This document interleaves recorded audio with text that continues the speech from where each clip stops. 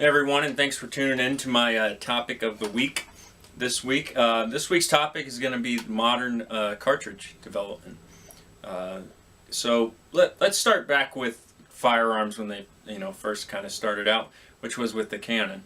Okay, we had some sort of projectile that went in a barrel, preceded by some sort of powder, and then that was ignited, sending that cannonball out of the barrel. So now if we look at a modern cartridge, we have a projectile, like we said, which goes down the barrel, preceded by some kind of powder, and then some kind of ignition source. So we throw some wheels on this little guy right here, and we're kind of holding a little cannon in our hand, aren't we?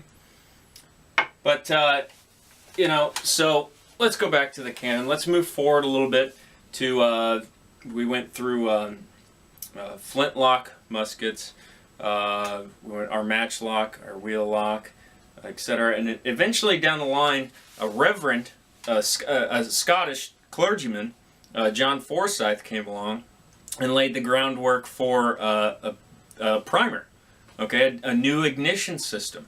And this led us to the percussion cap, which opened up a whole new way of using a firearm. We looked at this and we said, okay, we can design new firearms. So we started coming out with revolver, the percussion revolver. And then after that, moving down the line, we had Smith & Wesson come out with our little friend, the 22 short. Okay, I think we're all familiar with the 22 short. America's great plinking round. But on down the line, Henry comes out with their rimfire cartridge, the 44. And what this all means is, now that we have everything self-contained, okay, we don't have to load down the muzzle. This opens up this blazes a trail for new types of firearms we can create, because they can be loaded into the barrel from the rear through a breech chamber, which is all, come down the line.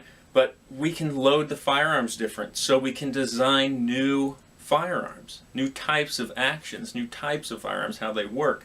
Okay, so the development of the cartridge led to the development of new firearms. Why is that important to know? Well, if you're going to be let's say you're going to be a gunsmith, or any other career in firearms, to understand this, to understand how these cartridges were developed, is to understand why they're made the way they are. There's, slight differences in all of them. Why they are made the way they are, okay? Which helps us understand how different actions of firearms work. As a gunsmith, you have to be knowledgeable of how these, firearms work, because you have to repair them, of course.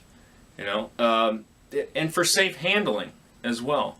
You have to know how to safely handle a certain firearm. There's so many different actions, really, and they all function differently, and knowing how to operate those correctly and safely is very important. Okay, so with that, I appreciate you guys tuning in, and I'll look forward to any responses. Thank you very much.